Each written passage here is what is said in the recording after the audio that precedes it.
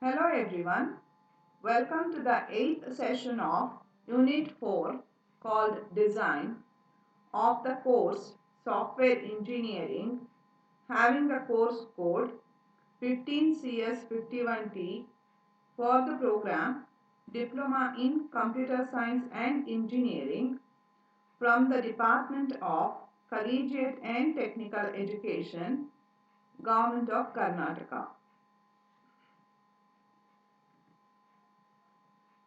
The agenda of this session is to discuss about the detailed design, logic or algorithm design, state modeling of classes, verification and metrics. Before we start the current session, let's have a brief recap of the previous session, wherein we discussed about a design methodology. Many design methodologies have been proposed. A design methodology basically uses the concepts to provide guidelines for the design activity. Though methodologies are useful, they do not reduce the activity of design to a sequence of steps that can be followed mechanically.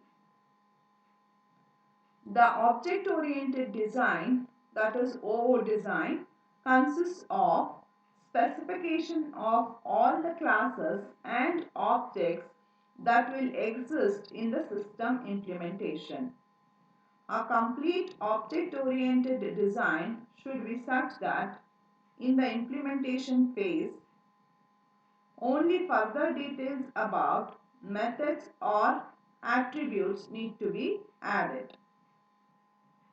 A few low-level objects may be added later, but most of the classes and objects and their relationships are identified during design. An approach for creating an object-oriented design consists of the following sequence of steps. First, identify classes and relationships between them. Second, develop the dynamic model and use it to define operations on classes. Third, develop the functional model and use it to define operations on classes. Fourth, identify internal classes and operations. Fifth, optimize and package. Identifying the classes and their relationships requires identification of object types in the problem domain. The structures between the classes, attributes of the different classes, associations between the different classes, and the services each class needs to provide to support the system. Basically, in this step, we are trying to define the initial class diagram of the design. To identify analysis objects, start by looking at the problem and its description. In the descriptions, consider the phrases that represent entities. Include an entity as an object if the system needs to remember something about it. The system needs some services from it to perform its own services, or it has multiple attributes. If the system does not need to keep information about some real world entity or does not need any services from the entity, then it need not be considered as an object for design. Carefully consider objects that have only one attribute. Such objects can frequently be included as attributes in other objects. Though in the analysis we focus on identifying objects, in modeling, classes for these objects are represented. Classes have attributes. Which attributes should be used to define the class of an object depends upon the problem and what needs to be done. To identify attributes, consider each class and see which attributes are needed by the problem domain. This is frequently a simple task. Then position each attribute properly using the structures. If the attribute is a common attribute, it should be placed in the superclass, while if it is specific to a specialized object, it should be placed with the subclass. While identifying attributes, new classes may also get defined or old classes may disappear.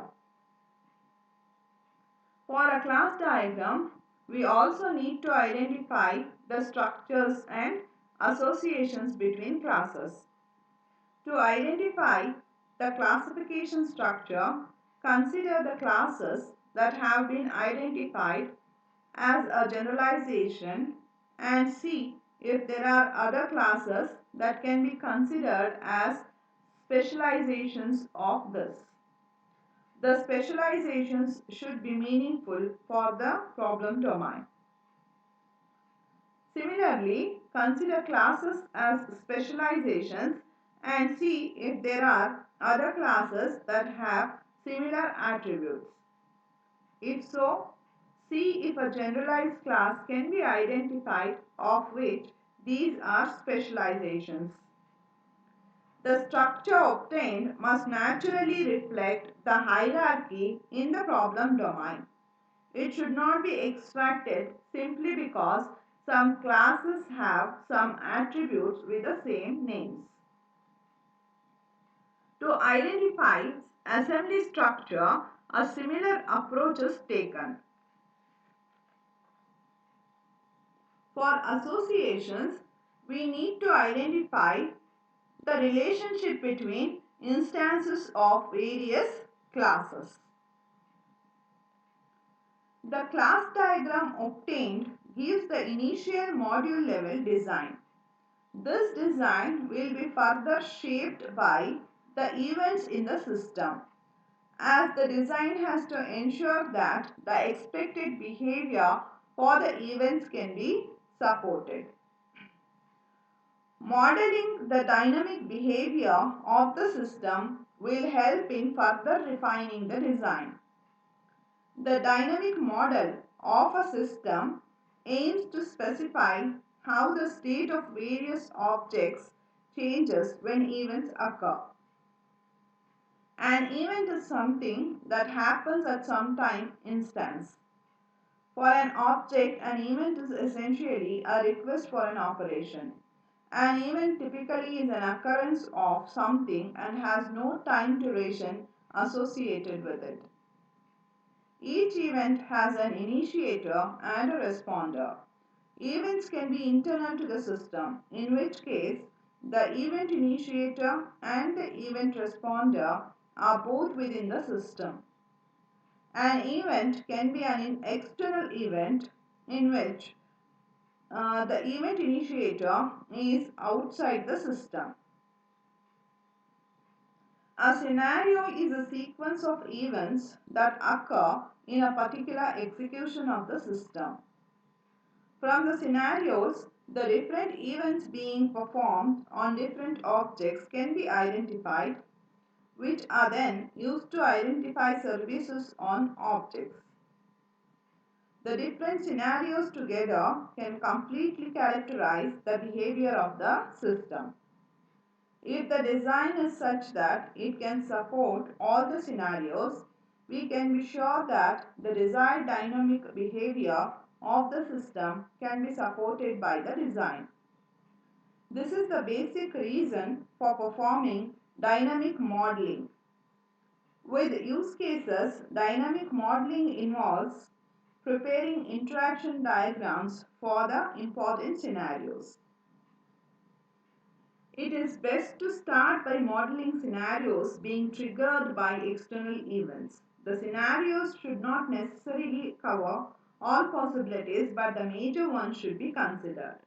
First, the main success scenarios should be modeled, and then scenarios for exceptional cases should be modeled. Once the main scenarios are modeled, various events on objects that are needed to support executions corresponding to the various scenarios are known. This information is then used to expand our view of the classes in the design. Generally speaking, for each event in the sequence diagrams, there will be an operation on the object on which the event is invoked. So, by using the scenarios and the sequence diagrams, we can further refine our view of the objects and add operations that are needed to support some scenarios but may not have been identified during initial modeling. A functional model of a system specifies how the output values are computed in the system from the input values without considering the control aspects of the computation. This represents the functional view of the system, the mapping from inputs to outputs, and the various steps involved in the mapping. Generally, when the transformation from the inputs to outputs is complex, consisting of many steps, the functional modeling is likely to be useful. In systems where the transformation from inputs to outputs is not complex, functional model is likely to be straightforward. The functional model of a system can be represented by a data flow diagram, which is also called as DFD. The basic purpose of doing functional modeling is to use the model to make sure that the object model can perform the transformations required from the system. As processes represent operations and in an object-oriented system, most of the processing is done by operations on classes. All processes should show up as operations on classes. Some operations might appear as single operations on an object, others might appear as multiple operations on different classes. Depending on the level of abstraction of the DFD. So if the DFD is sufficiently detailed, most processes will occur as operations on classes. The DFD also specifies the abstract signature of the operations by identifying the inputs and the outputs. The classes identified so far are the ones that come from the problem domain.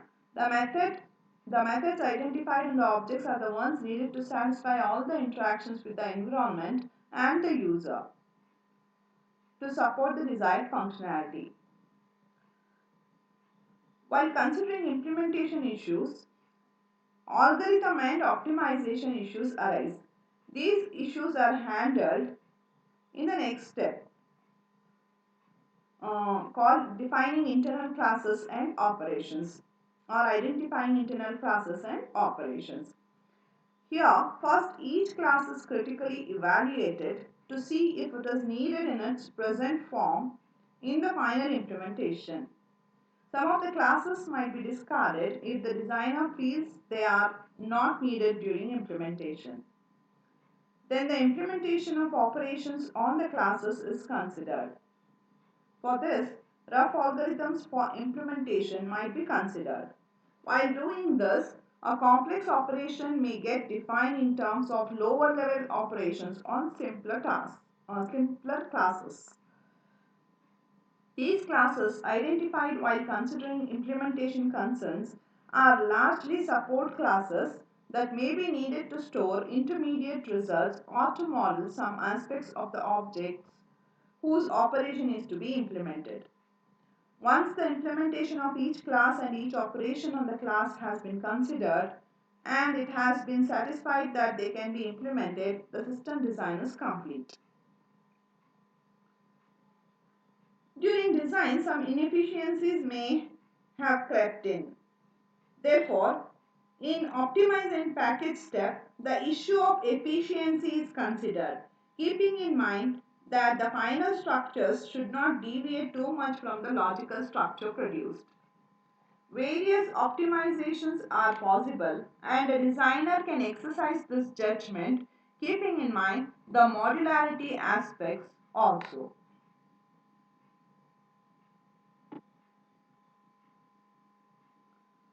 Let's begin with the current session.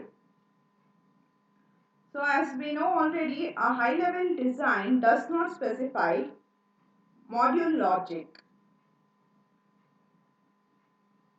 In system design, we concentrate on the modules in a system and how they interact with each other. Once the modules are identified and specified during the high-level design, the internal logic that will implement the given specifications can be designed. The basic goal in detailed design is to specify the logic for the different modules that have been specified during system design. The detailed design activity is often not performed formally and archived because it is almost impossible to keep the detailed design document consistent with the code. Due to this, developing the detailed design is useful for the more complex and important modules and is often done informally by the programmer as a part of the personal process of developing code.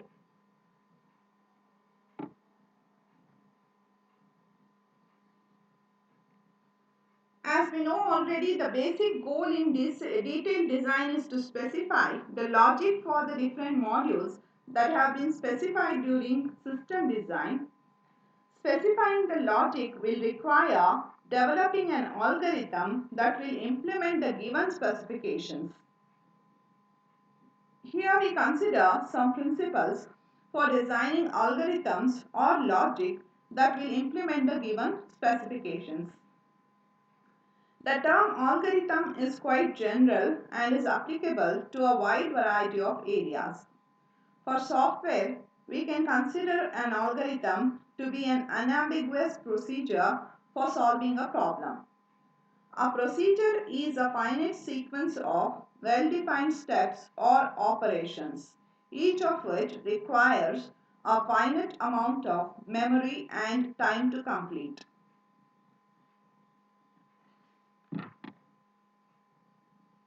There are a number of steps that one has to perform while developing an algorithm.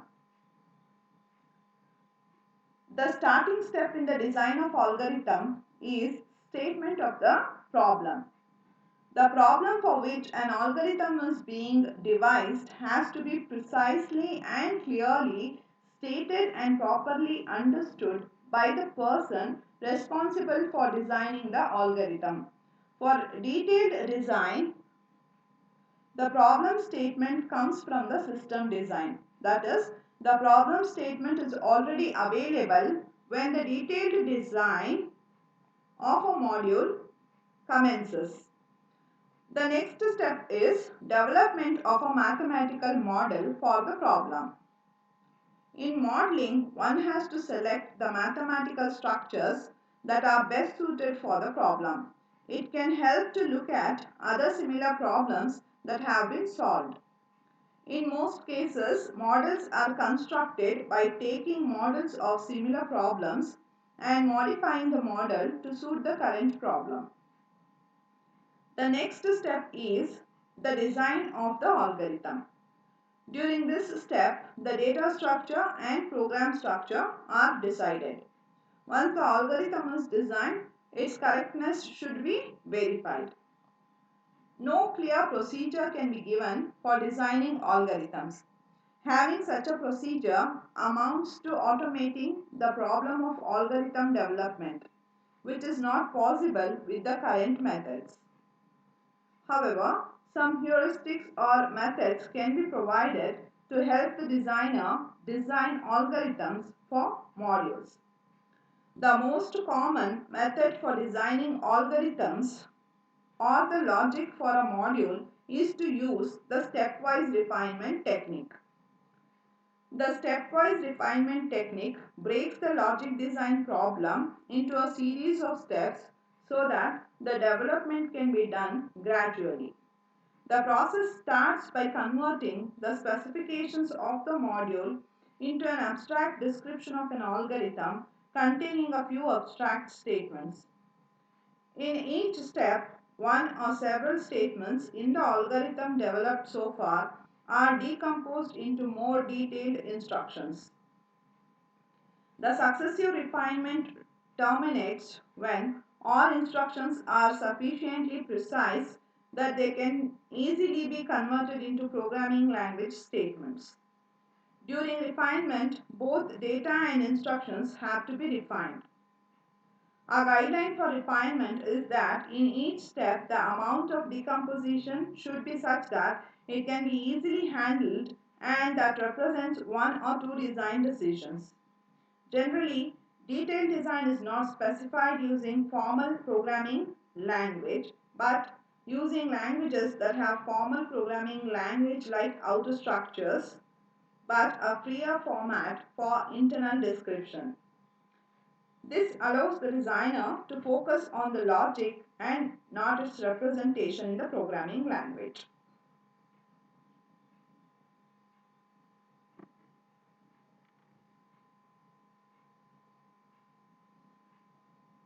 Let's discuss about the state modeling of classes now. For object-oriented design, the approach just discussed for obtaining the detailed design can be used for designing the logic of methods, but a class is not a functional abstraction and cannot be viewed as merely a collection of functions. The technique for getting a more detailed understanding of the class as a whole without talking about the logic of different methods has to be different from the refinement-based approach. An object of a class has some state and many operations on it. To better understand a class, the relationship between the state and various operations and the effect of interaction of various operations have to be understood. This can be viewed as one of the objectives of the detailed design activity for object-oriented development. Once the overall class is better understood, the algorithm for its various methods can be developed. A method to understand the behavior of a class is to view it as a finite state automation, which consists of states and transitions between states. When modeling an object, the state is the value of its attributes and an event is the performing of an operation on the object. A state diagram relates events and states by showing how the state changes when an event is performed. A state diagram for an object will generally have an initial state from which all states are reachable. A state diagram for an object does not represent all the actual states of the object, as there are many possible states. A state diagram attempts to represent only the logical states of the object. A logical state of an object is a combination of all those states from which the behavior of the object is similar for all possible events. Two logical states will have different behavior for at least one event. Now let's have a look at an example. Here in the example for an object that represents a stack, all states that represents a stack of size more than 0 and less than some defined maximum are similar, as the behavior of all operations defined on the stack will be similar in all such states. For example, push will add an element, pop will remove an element, etc. However, the state representing an empty stack is different, as the behavior of pop operation is different here. Similarly, the state representing a full stack is different. The state model for this bounded size stack is as shown here in the figure. The finite state modeling of objects is an aid to understand the effect of various operations defined on the class on the state of the object. A good understanding of this can aid in developing the logic for each of the operations. To develop the logic of operations, regular approaches for algorithm development can be used. The model can also be used to validate if the logic for an operation is correct.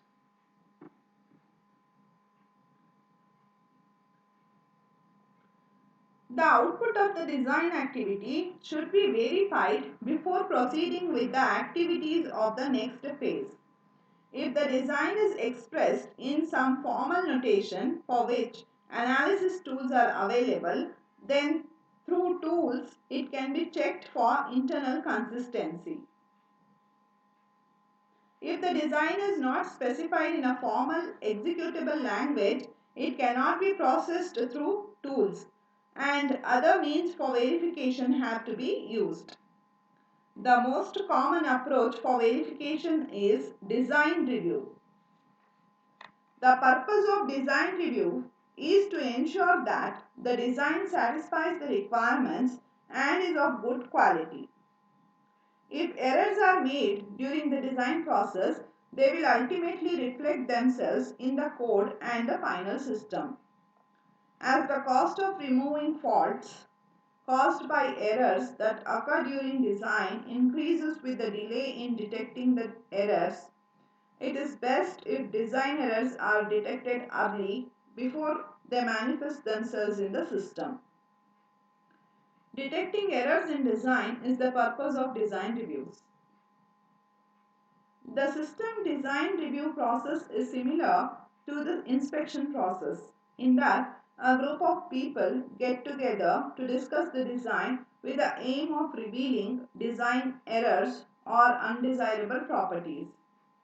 The review group must include a member of both the system design team and the detailed design team, the author of the requirements document, the author responsible for maintaining the design document, and an independent software quality engineer.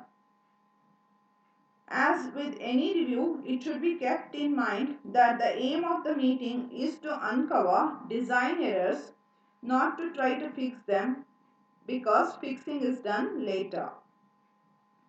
The number of ways in which errors can enter a design is limited only by the creativity of the designer. The most important design error, however, is that the design does not fully support some requirements. For example, some exception case scenario cannot be handled, or some design constraint has not been satisfied. For design quality, modularity is the main criterion. However, since there is a need to validate whether performance requirements can be met by a design, efficiency is another key property for which our design is evaluated.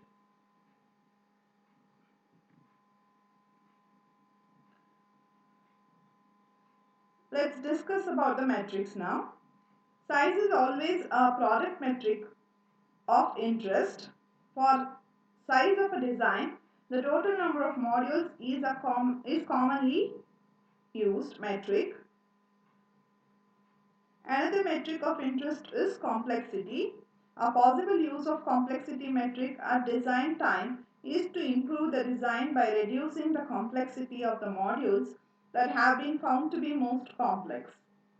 This will directly improve the testability and maintainability.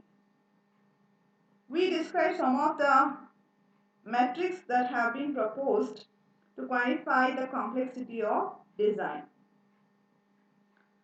First, let's discuss the metrics for function-oriented design and then for object-oriented design.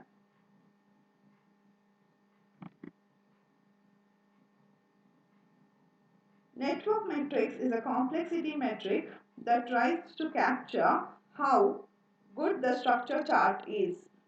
As coupling of a module increases, if it is called by more modules, a good structure is considered one that has exactly one caller. That is, the call graph structure is simplest if it is a pure tree. The more the structure chart deviates from a tree, the more complex the system. Deviation of the tree is then defined as the graph impurity of the design. Graph impurity can be designed as graph impurity is equal to n minus E minus 1, where n is the number of nodes in the structure chart and E is the number of edges. As in a pure tree, the total number of nodes is 1 more than the number of edges. The graph impurity for a tree is 0. Each time a module has a fan-in of more than 1, the graph impurity increases. The major drawback of this approach is that it ignores the common use of some routines like library or support routines. An approach to handle this is not to consider the lowest level nodes for graph impurity, because most often the lowest level modules are the ones that are used by many different modules, particularly if the structure chart was factored. Library routines are also at the lowest level of the structure chart. Other network metrics have also been defined. For most of these metrics, significant correlations with properties of interest have not been established. Hence, their use is limited to getting some idea about the structure of the design.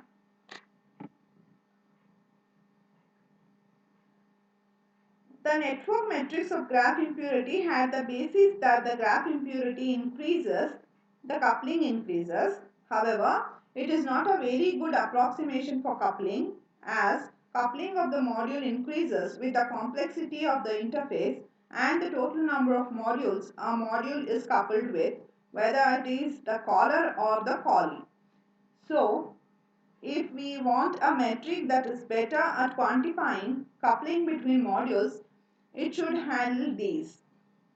The information flow metrics attempt to define the complexity in terms of the total information flowing through the module. The complexity of a module is considered as depending on the intra-module complexity and the intermodule complexity. The intra-module complexity is approximated by the size of the module in lines of code. The intermodule complexity of a module depends on the total information flowing in the module, which is called as inflow, and the total information flowing out of the module, which is called as outflow. The inflow of the module is the total number of abstract data elements flowing in the module, and the outflow is the total number of abstract data elements that are flowing out of the module. The module design complexity, that is DC, is defined as DC is equal to size into square of inflow into outflow.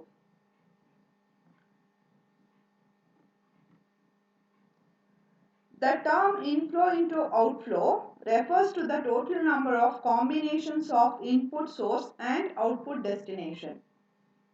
This term is squared as the interconnection between the modules is considered a more important factor determining the complexity of a module.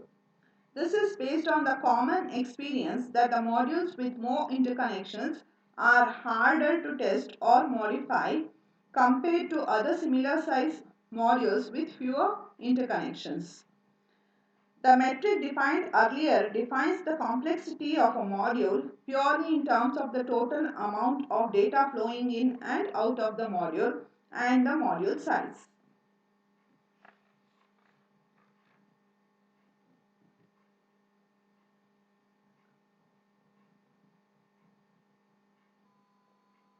One method for highlighting the modules uses average complexity, which is the average complexity of the modules in the design being evaluated, and the standard deviation, which is the standard deviation in the design complexity of the modules of the system. The proposed method classifies the modules in three categories: error prone, complex, and normal. If DC is the complexity of a module, it can be classified as error prone if DC is greater than average complexity plus the standard deviation. That is, if it is greater than the summation of average complexity and standard deviation. DC can be considered as complex if the average complexity is less than the DC, which is again less than the summation of the average complexity and standard deviation. Otherwise, it can be considered as normal. The definitions of error prone and complex are independent of the metric definition used to compute the complexity of modules. With this approach, a design can be evaluated by itself, not for overall design quality, but to draw attention to the error-prone and complex modules. This information can then be used to redesign the system to reduce the complexity of these modules. This approach has been found to be very effective in identifying error-prone modules.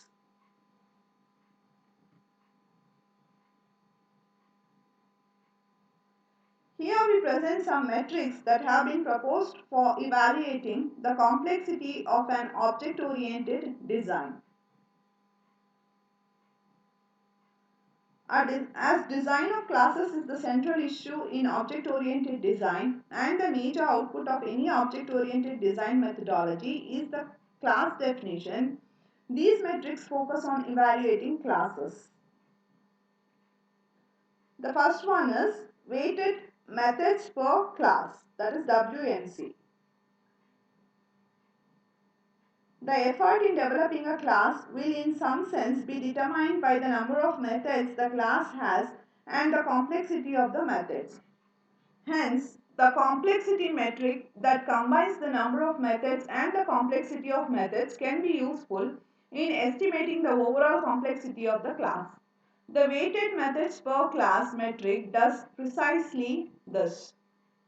Suppose the class C has methods m1, m2, so on to mn defined on it. Let the complexity of the method mi be ci. As a method is like a regular function or procedure, any complexity metric that is applicable for functions can be used to define ci. The weighted method per class is defined here as WMC is equal to summation of ci, where I is equal to 1 to n. If the complexity of each method is considered to be 1, WMC here gives the total number of methods in the class.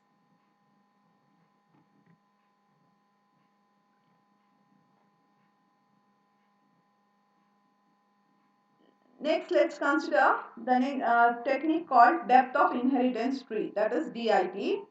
Inheritance is, as we have already mentioned, one of the unique features of the object-oriented paradigm. As we have said before, inheritance is one of the main mechanisms for reuse in object-oriented design. The deeper a particular class is in a class hierarchy, the more methods it has available for reuse, thereby providing a larger reuse potential. At the same time, we have mentioned that inheritance increases coupling, which makes changing a class harder. A class deep in the hierarchy has a lot of methods it can inherit, which makes it difficult to predict its behavior. For both these reasons, it is useful to have some metric to quantify inheritance. The depth of inheritance tree, that is DIT, is one such metric. The DIT of a class C in an inheritance hierarchy is the depth from the root class in the inheritance tree. In other words, it is the length of the shortest path from the root of the tree to the node representing C, or the number of ancestors C has. In case of multiple inheritance, the DIT metric is the maximum length from a root to C. The next metric is coupling between classes. Coupling between classes is a metric that tries to quantify coupling that exists between classes. The CBC, that is coupling between classes, value for a class C is the total number of other classes to which the class is coupled. Two classes are considered coupled if methods of one class use methods or instance variables defined in the other class. In general, whether two classes are coupled can easily be determined by looking at the code and the definitions of all the methods of the two classes. However, there are indirect forms of coupling that are hard to identify by evaluating the code. The next metric is response for a class. Although the CBC, that is coupling between classes for a class, captures the number of other classes to which this class is coupled, it does not quantify the strength of interconnection. It does not explain the degree of connection of methods of a class with other classes. Response for a class, that is RFC, tries to quantify this by capturing the total number of methods that can be invoked from an object of this class. The response for a class value for a class C is the cardinality of the response set for a class. The response set of a class C is the set of all methods that can be invoked if a message is sent to an object of this class. This includes all the methods of C and of other classes to which any method of C sends a message. It is clear that even if the CBC value of a class is 1, the RFC value may be quite high, indicating that the volume of interaction between the two classes is very high. It should be clear that it is likely to be harder to test classes that have higher RFC values.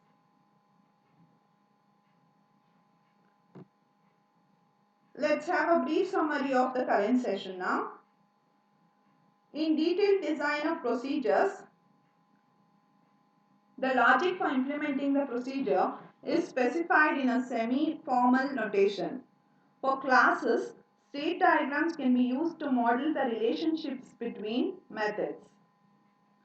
The most common method for verifying a design is design reviews, in which a team of people reviews the design for the purpose of finding defects. There are a number of metrics that can be used to evaluate the complexity of a design. Network metrics evaluate the structure chart and consider deviation from the tree as a metric signifying the quality of design. The information flow complexity metrics define design complexity based on the internal complexity of the module and the number of connections between modules. These can be used to identify error-prone modules and improve the design by reducing their complexity. For the complexity of an object-oriented design, metrics like weighted methods per class, the depth of inheritance tree of a class, and maximum depth in the class hierarchy of this class can be used.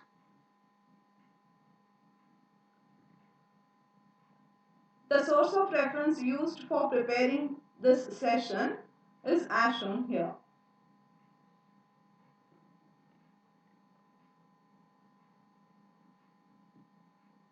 Thank you everyone.